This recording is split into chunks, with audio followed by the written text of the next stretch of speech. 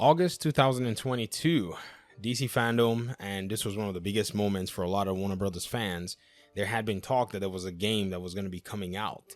Now, the craziest thing was, after we saw that very first reveal trailer, the developers apparently brought about 7 minutes of gameplay from their project.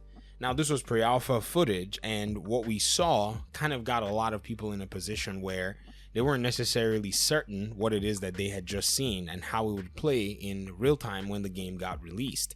We also thought we were getting the game the very next year, only to get a delay. I remember around that time I was making my videos surrounding Gotham Knights. We had just gotten the name, and previously that whole year I'd made videos talking about how we thought this project was going to be called Arkham Legacy. Now, if you go back and think about all of this, I remember a lot of people saying that the gameplay that we got to see at the DC fandom event was actually some kind of a scripted, CGI rendered fake gameplay, that it wasn't necessarily going to be how the game was going to look. And I just rebelled against that notion because it seemed to me that what the developers were showing was actually gameplay from the video game itself. Now, at this time as well, I had been thinking about diving into game development, which I didn't pick up till the next month after that first reveal.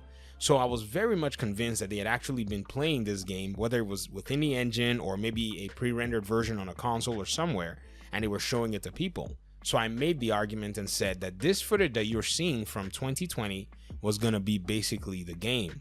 Now, at that time, I took a lot of flack for it. My channel was pretty much a small channel, so it was easy to slap me back and forth in the comment section and tell me that I was actually smoking something, but I didn't necessarily back down. I've always been a rebel anyways, so sometimes I'll make some claims, and not necessarily crazy ones, but I try to at least have something to back it up. And doing more and more research, I found out that this game was being made on Unreal Engine 4, and as I was learning Unreal Engine 4 and getting some of the basics, I don't really know too much, but at least I know enough to be able to say, okay, after hours and hours and hours of studying what this engine is about, I think I have a very itsy-bitsy idea about what it is these developers might be up to. It wasn't apparent to a lot of people, though, that these devs were going with the perspective of actually showing all it is that they had, basically laying their cards out on the table. And the delays even made things a little bit interesting to me. I thought that those delays meant they were going to be overhauling aspects of the game that people didn't like, but apparently they were still sticking with their guns and going with their core project that they had already developed. I thought it was a little ballsy. You're making a game in the Batman universe, first you kill Batman, then you come out with an RPG that looks a little bit like Assassin's Creed. I mean, you must be out of your mind, but that's one thing about the creative aspect of things.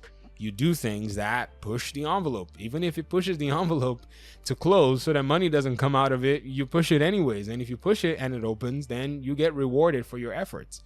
So I think Gotham Knights has done this both ways to different, communities and different audiences. And eventually it's going to either pay off, or maybe it's going to be something where it shoots them in the foot and they learn very carefully. But here's something I wanted to talk about in this video today. A lot of comments and a lot of sentiments towards Gotham Knights have been interesting, especially as we are getting closer to release. A lot of folk are coming out to say that this game is a lazy game and it's a lazy attempt at a bare minimum of actually making a real video game. And you know what the crazy thing is it's not like they're actually saying anything that they've just recently discovered about the game. They've been seeing this game since 2020, and only now have they made this conclusion, or at least are they still keeping that conclusion like it's some hidden secret that this game is trying to, take your pockets for, or maybe trick you or defraud you of something. Here's the funny thing, folks. For those people who are saying all of this stuff, everyone who's actually looking forward to playing this game already knows exactly what it is that they're playing. They actually have gotten to see more and more footage over the past few years. In fact, this is the longest video game campaign with actual gameplay and all kinds of concrete material for the game that many of us have ever seen. If you've seen anyone that is as long as this or longer, that had gameplay footage, all kinds of reveals and tidbits dropped on your laps for such a long period of time, let me know in the comment section. And I think a lot of these people are also claiming that the developers are lazy and all of that stuff because, they either A, canceled the last gen version, or B, the open world is not to their satisfaction, or C, the combat doesn't hit this way, and so they have all these different requirements. And the truth is, every video game is not going to meet your taste. But to go ahead and say that somebody is lazy because they made a video game that didn't meet your taste, To me, I think it's more of an ad hominem. You're pretty much making an argument, but throwing in personal attacks to think that your argument's probably going to be made stronger, but it makes your argument weak.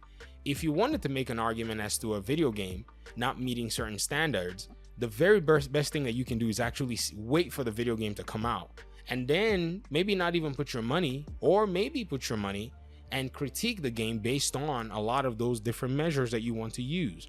If you say, okay, well, the combat is not to my own liking, then that's fine. But if you actually took the combat and compared it to other combat systems in its own realm and it falls short, then you say, well, this combat falls short. If you don't like the story, then compare it to other stories within its own universe or within other video games that have actually been able to write good stories, and say the story falls short. All of those things are necessary for you to be able to make a very holistic critique, but to go ahead and say the developers are lazy doesn't really seem to be a valid criticism, especially at the point where the game has not been released. So all that you've seen is a lot of gameplay footage and stuff, and I'm not saying you cannot make judgments from them, but I would say that one of the best things you want to do is to be very careful, because at the end of the day, you might still be right, but you would have at least done your due diligence to make sure that you were able to assess and evaluate different aspects of the game. And whenever you say something like this, a lot of people say you're a shill. Ladies and gentlemen, it's easy to actually make a negative channel surrounding a video game. Do you not know how many views I would rack up if I actually was bashing on Gotham Knights? Because I could beat on this game from not only just the visual level, I can beat on this game from a technical level. I can break down the programming practices and the game development practices and rip this game into shreds. It's not difficult to do. But that's not the approach that I take. In fact, I've decided that I'm going to be a rebel, and I'm going to challenge these folk that are saying that these developers are lazy to go ahead and download Unreal Engine 4. This is the engine that's actually used to develop Gotham Knights. It's actually a free engine. You can go ahead and use it. You can go ahead and actually get it for yourself. You can install it to your computer, and you can pretty much go ahead and make yourself your own video game. Here's Unreal Engine Marketplace. This is where you can download the different versions of Unreal. You can download Unreal Engine 5 or any of the Unreal Engine 4 versions that are available to you. You can go into the library, into the marketplace, and you can get yourself free assets. Every month, Epic Games gives out free assets worth hundreds of dollars to everybody that's willing to just download it. You don't got to do anything special. You don't even have to have a game development computer to download these different assets and free levels and world and everything. I mean, already I downloaded them on my account. I don't waste time. Whenever they come out, everybody goes and gets their freebie. If you notice, it says owned, owned, owned, owned, owned. You can also go to the permanently free collection, where they have basically free stuff and the Epic Games content, which gives you levels, world, full-blown games.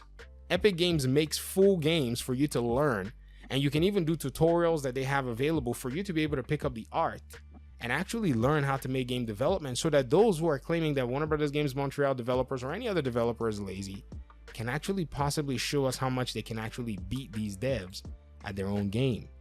We need the industry to be revolutionary. I don't want to work in a video game studio. I see people telling me all the while, "Oh, is Warner Brothers paying you?" and all that stuff, and I'm like, why would I want to collect money from a game development studio? Like, why would I want to do that? I'm a YouTuber because I want to maintain my own level of independence.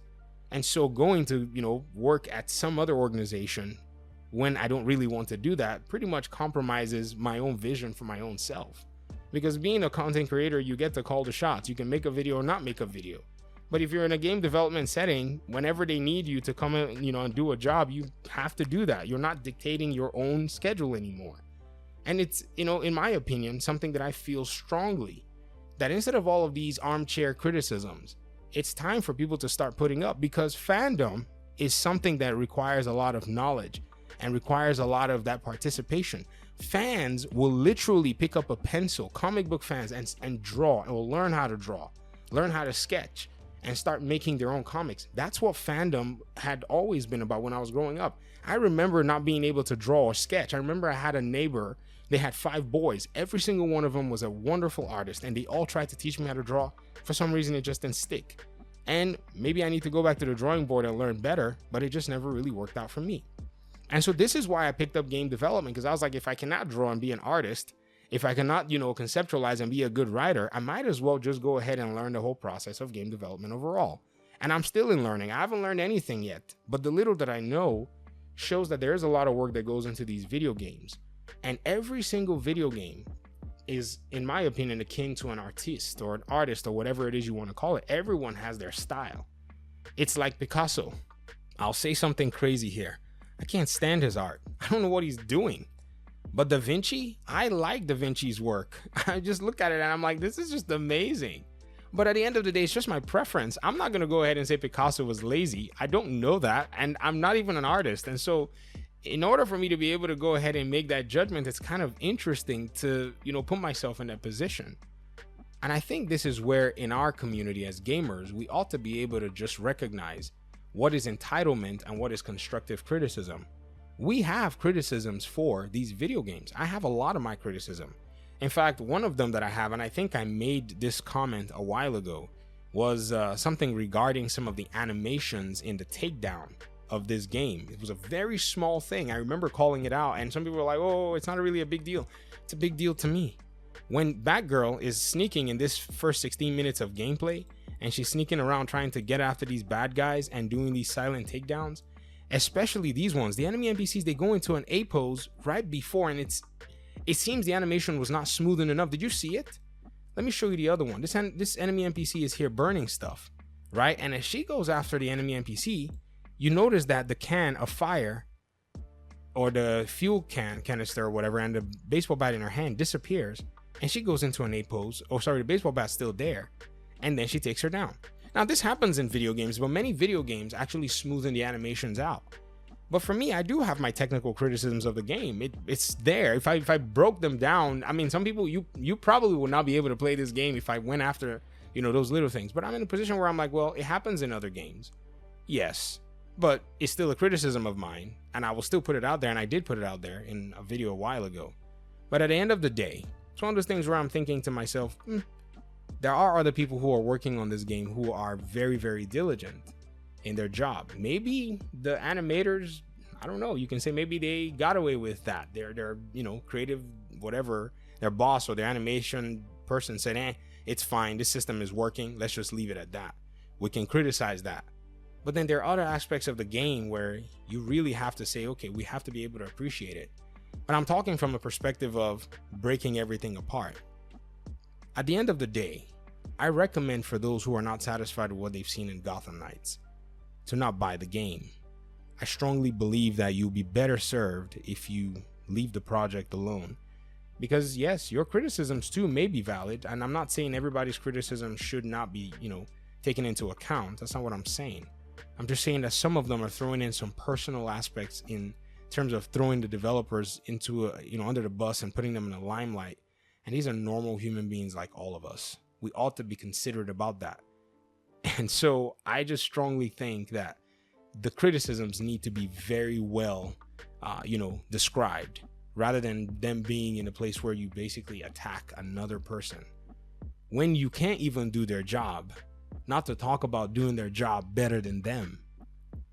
And so if you say something is of a better quality versus something else, yes, I think that's a valid claim. That's a valid criticism. But it doesn't mean that work was not put into it. And who knows? The A poses, the only time I got to even see them in this entire gameplays that we've seen was in this tutorial. I remember watching other gameplay footage from what they showed just recently, and I paid very close attention to all of that. And I didn't really see it much. Maybe since this was played, which was actually done in August, they may have smoothened that out because it was actually something that was pointed out by a lot of people in the community. So I guess we can probably keep an eye out and see what's going on. And for those who still have their doubts, watch the project. If the project fails as you have predicted, then wonderful, you were right. But there are people who are still going to play the game because for them, they have something that they want to benefit from it. And if you really want to change the industry, you have options to do so. We live in 2022, not 1922. Today is the age of technology. You can be your own game dev without any barriers anymore. You don't got to fill out an application. You don't got to go get a college degree. YouTube University is your college degree. You can get a full-blown experience in the learning process without any problems. And so I think if we really want to revolutionize all of this thinking, we as gamers ought to start to show that we are very knowledgeable about what in the world is going on behind the scenes. Because if we're not, I don't think we're going to get the respect and the ear, of a lot of developers, or at least the attention. Nobody cares about the respect any dev is showing me anyways. I don't care. I couldn't care at all. They don't know me. I don't know them. But if I'm going to present any information, I want to present it from a side of knowledge, of at least understanding what it is that they're working on. It's a very high bar to set, but if we're going to hold developers to a higher standard, then we ought to know at least what goes into the standards, or at least how the standards are set up, so that we're making these, or at least having these expectations from an informed perspective. That's pretty much what I want to say in my video. Thank you so much for watching. Let me hear your thoughts in the comment section, and hopefully we'll talk pretty soon. Peace out.